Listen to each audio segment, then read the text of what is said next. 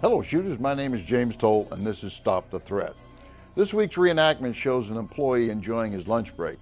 What he did not expect was to be interrupted by a so-called panhandler who had been laying in wait for an opportunity. In the blink of an eye, this lunch cost one man's life and forever changed the others. Coming up next on Stop the Threat.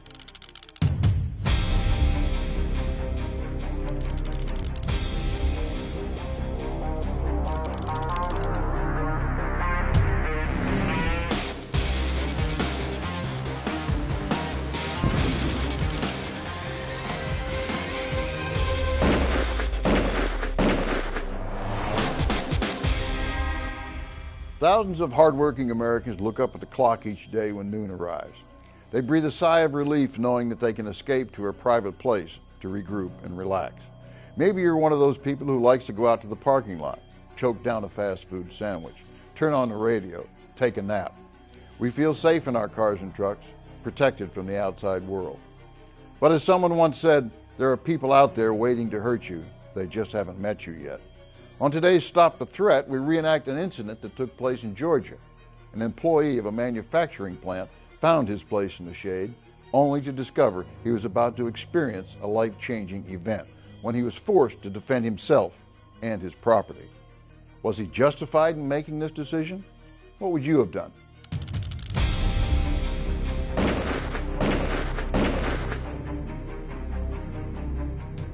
Shooters, let me introduce you to this week's panel. We've got some folks here that I know that everyone would like to meet, but one of the most famous trainers in the country is here with us this week, and his name, of course, is Rob Pincus.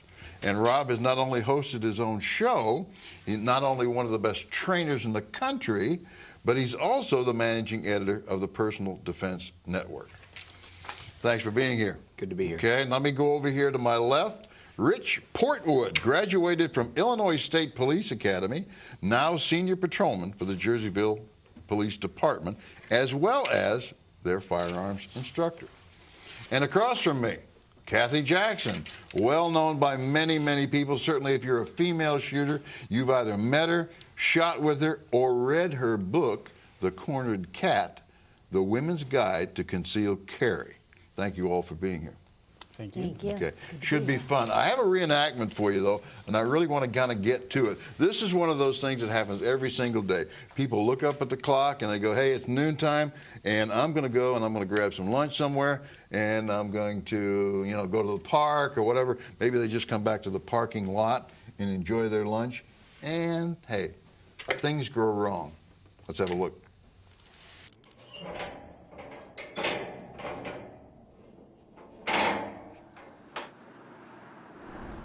Thank you for choosing our 24-hour drive thru. How can we help you? Yeah, can I get 2 Filet-O-Fish? All right, thank you.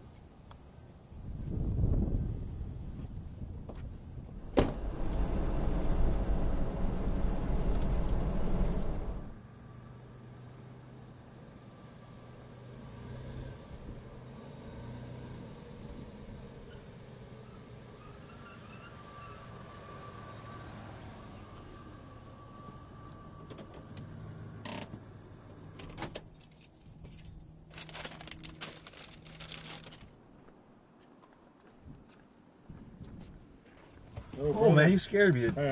Sorry about that. I wondered if you could help a brother out. Just need a few bucks. My car ran out of gas. Got to get home to my wife and kids. just anything will help. $1, $2, whatever you can do, sir. Serious? You're really going to use this money for your kids? Of course I will. Oh, sir, Jesus loves you. Jesus, you're so blessed. Thank you, brother. All right, man. I guess it gets God great. bless you. Make sure you do the right thing with this, all right? Oh, of course. Absolutely. God bless you, brother. God bless you. You know, that's a lot of money. Can I maybe get, maybe $5 or $10 more? Maybe 20 bucks? You know, sir, I think I've been generous enough. You know, I think it should be plenty enough money to get you home to your wife and kid. You got a lot of money there, though, sir. Come on, man. Yeah, I made this, you know. I helped you out. I'm sorry, you know, I gave you enough. I think it's time to get going. Okay, you know what? I want all that money. Hey. Hand it over.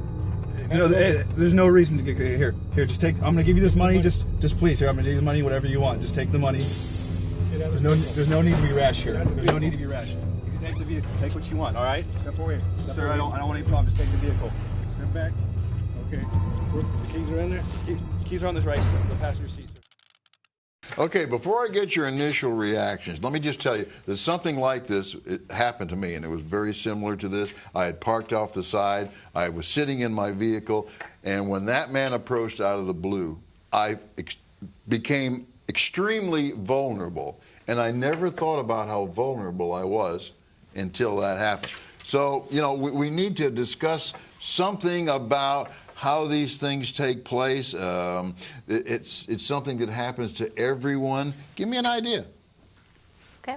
Well, I think one thing is we're looking at a fringe area. That's a classic fringe area where there's a lot of activity over in one area, and then you've got a quiet area over here where a crime can take place. Those are areas we need to be more alert in. We tend to let down our guard because we think nobody's around, but that's where you need to be more alert, is the fringe of an area with a lot of activity. Okay, Rob? I would agree with that. I think the other thing we need to think about is exactly how we deal with someone encroaching our space, and when we draw a line and we say you're too close and we start the car up and we just leave. That's one of the fundamental things. I mean, you're in a fast food place. You can't exactly be sitting there with a gun between your legs, right? Well, I mean, that's not a casual lunch. Hey, when we come back, we'll hear from what Rich might have done.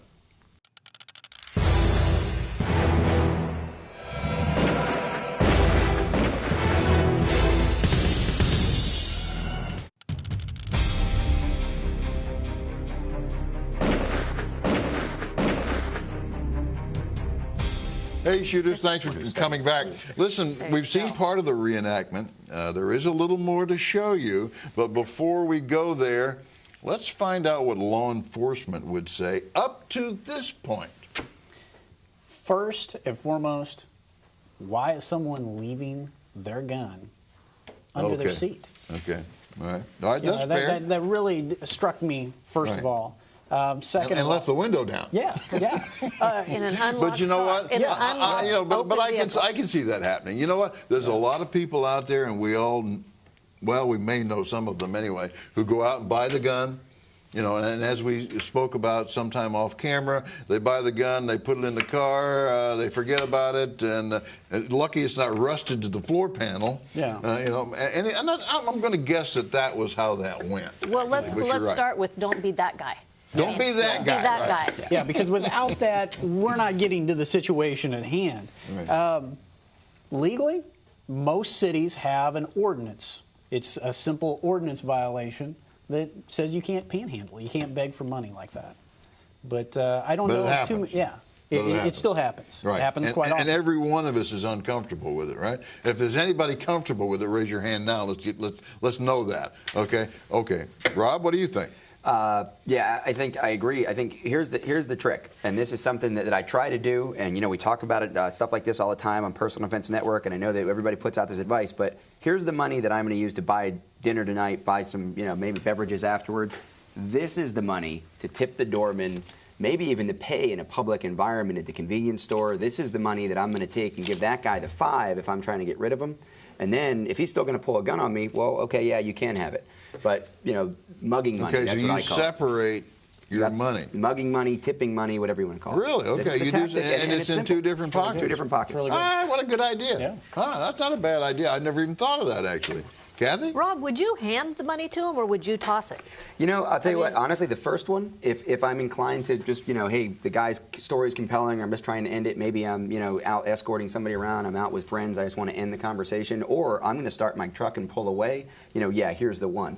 I'm not necessarily trying to distract the guy and, you know, jump on him or restrain him. Again, let's just end this. Let's get out of it. If I can spare the dollar, I spare the dollar. Yeah. Do you try to distract him in some fashion? Because you mentioned starting your truck up. Do you toss the money away from him to where his focus shifts away from you so you can maybe exit the situation? I think there's no denying that that's a great tactic. I don't know on a practical basis that that's something, I know I haven't done that. It's not something you would do. Yeah. But just piss the guy off and start a confrontation. Now he's kicking your car. What's the point? Yeah, and the panhandling, it's going to go on. So, I mean, we have to kind of deal with the idea of if it does take place. I don't think any of us expect a gun to come out, but maybe we should think about the fact that it may come out. Are you okay with that? Yeah. Huh? Okay. Yeah, that you know, the panhandlers, for the most part, if you think about it, they're going to be drug addicts. They're not necessarily good people. They end up there because they've made some very bad life choices. And this means this is not somebody that you want to trust. What would you say? Situational awareness, starting. Just because of where he was at. Yes. I think where he parked his car, having a blind spot to the rear where he didn't see the guy approaching, like you said, just coming from out of nowhere. I think your situational awareness on that OODA loop, you need to be ahead of everyone else. Especially somebody that's going to be approaching you from behind. But we need to acknowledge we're going to be distracted. We're going to be looking at this. We're going to be changing the radio station. So it's the setup. It's not being in that isolated area. You know, law enforcement, personal defense, whatever it is, we know that isolation is when bad things happen, right? It's not that public environment, oh, everybody's scary. It's when I'm all by myself. That's when I get hurt. On the fringe of where there's a crowd. Not necessarily, I mean, if you are 2 miles away from civilization, you're all by your own lonesome. The predator's not there because he's actually looking for people. Yeah, so you have to be somewhere. Okay, you have so to be you're somewhere saying where then, there are people, but where there's also privacy. Right. Okay. But did he make mistakes? I mean, at this point, he's trapped in his vehicle. It's a sudden thing that takes place, and he goes, like any of us would, get rid of the guy. Let's give him a couple bucks, send him on his way. Okay? Yeah, I think given the cards he was dealt so far, I like everything I've seen. Right. We can change it. We can get Monday morning and say, well, next time separate your money. Next time don't park there. But for what he's got, I'm happy with what I've seen so far. Trying to argue or fight back probably would have just made the situation worse. Yeah. Let the guy have the car. Let the guy have the money. Let the guy have the filet of fish sandwich. Okay, let's look at the rest of that reenactment. Keys are on the seat. They got more.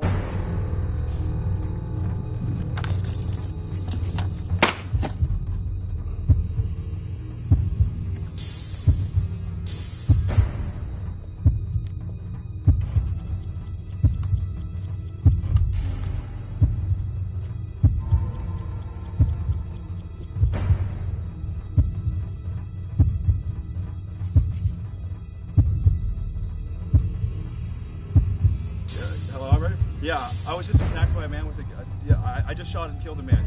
He pulled a gun on me. You know, I have my own weapons, sir. I have a concealed weapons permit. Yeah, I'll stay on the line. Yes, I'm pretty sure he's dead. No, I think he's dead. All right, when we come back, we're going to ask the panel what they think.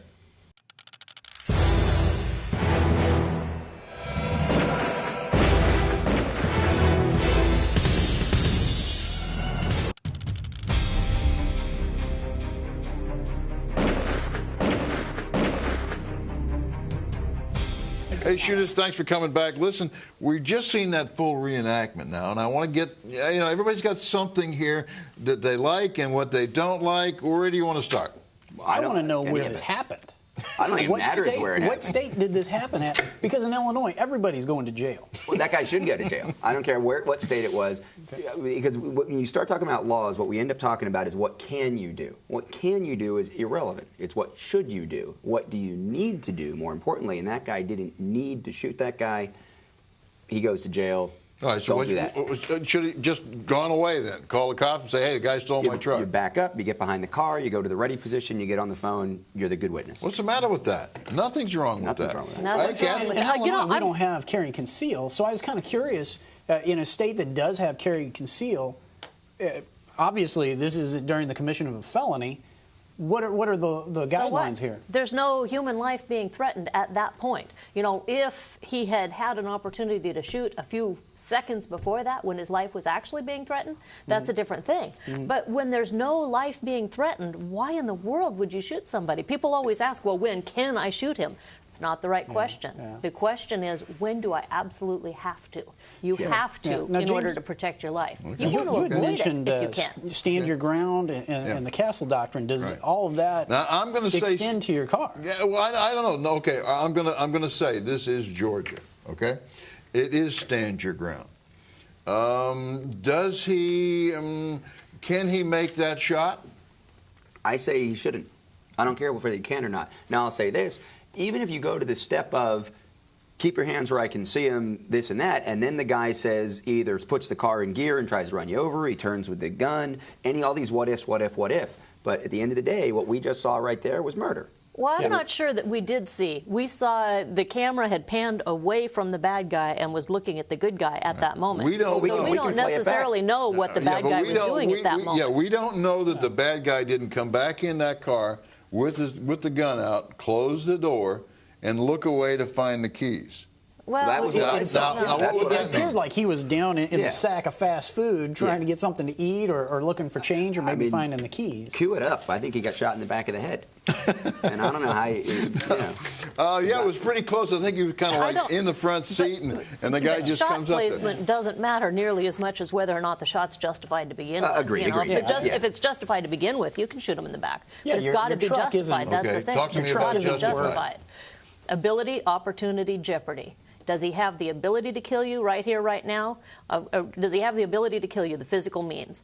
Opportunity, can he do it right here, right now? Jeopardy, is he acting in a manner that a reasonable, prudent person would really believe that that's what he's about to do? If all of those elements are in place, you're golden. Okay, if now, if those elements are he missing, has a gun, he's pointed it at you, he's that was threatened past tense. You used past tense.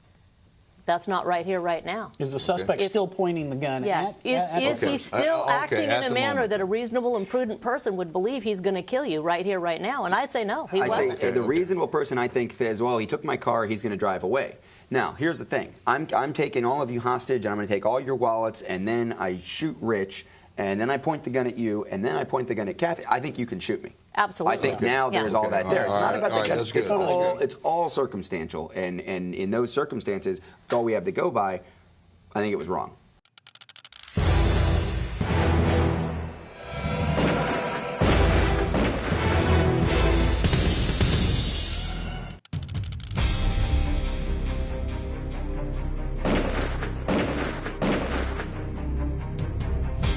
Listen, shooters, before we went on break, Rob was just about to give us some very interesting information. Tell me again where you were going with that. Well, there's every year I go up to the Any Shooters training conference, and we stay in New Hampshire and we train in Massachusetts, and I actually do a lot of teaching up in that region. And there's literally, I tell this story when we start talking about this can, should, jurisdiction, law. If I get a flat tire right on that state line, you know, at the rear tire, I'm in New Hampshire. I can have 2 guns strapped over my shoulder. I can carry open. I can carry concealed. I can have all kinds of ammo and whatever, empty brass, everything else over here. At the front half of my car, if it's a front tire, I can't carry a gun. I can't have an empty piece of brass in my pocket, or I could be put in jail for up to 2 years. Really? And you know what? If I'm threatened here and I have the means to defend myself, I think I should do it. If I'm threatened here and I have the means to defend myself, I think I should do it. And that's what I tell my students. That's what I tell everybody. It's should, need. It's not can or legal. Okay, so let's see if I understood all that, because you gave us a lot of information. When in doubt, back away. Is that what you told me? If you can defend yourself, and if you need to defend yourself, I think you should defend yourself. Okay. Now, your plan ahead of time, of course, be responsible, be legal, know the laws in your area. Is it legal to carry a gun? If you're in Massachusetts and it's not legal to carry a gun, you probably shouldn't be carrying a gun. But at the same time, if there's a gun on the ground, I don't think you say, I'm going to go ahead and risk dying because if I pick that gun up, I may be charged after the fact with some kind of crime. Okay. Solve the first problem first, then worry about the second problem. The first problem is survival. The second problem is what happens after that. At the same time, you don't just throw this stuff away and say, oh, well, I don't even care what the laws are. You do your very best to never use your firearm unless you absolutely need to use it, and that will keep you in your best legal situation possible throughout the states. It will also keep you safest. If you think about it, staying away from trouble, backing away from the bad guy is almost always going to be your safest move, too. Yeah, what do they say? It takes two people to have a fight. Yeah. If there's not two people, there's no fight, right? Well, if survival is your #1 priority, you really need to have it in the back of your mind, what is going to be the outcome?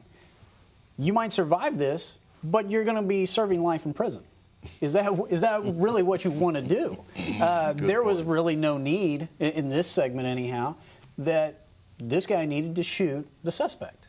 He could have backed away. Everything could have been resolved. He would have lived. Yeah. He would have lived. Yeah. He would have survived. He could still meet that goal of survival without stepping over that that truck line. was not worth this other man's life. Here's what's going to happen. Somebody's going to say, you know, we're going to get on the internet later and we're going to see somebody said, well, that guy might have gone out and killed a family the next day.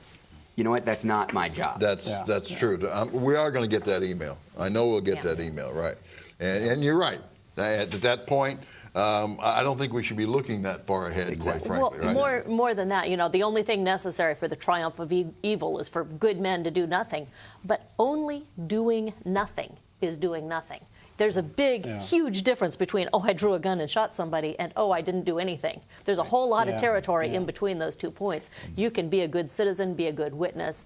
You can help prevent this kind of thing from happening without the guy seemed shooting like he was somebody. staying very calm throughout the whole thing. So if he could have backed away, gotten on his cell phone immediately, and be that witness and say, well, this is my truck, this is my license plate, this is what the suspect looked like. Yeah, there's nothing wrong with being a good witness, and I think if you have the opportunity, as we pointed out, if you have the opportunity to back away, then back away. I think that is, as you said, the responsibility of a good gun owner, is that he's able to make the decisions of when to and when not to. Listen, I want to thank you for being on the panel because I think you guys are great at this. I need to come up with more reenactments and have you back. Shooters, if you have some comments, maybe you have something that we should reenact that came from your community or your city or your neighborhood, contact me at the email address below the screen there, and let's talk about it. Meanwhile, we'll see you again next week. Be safe, be trained, and be alert.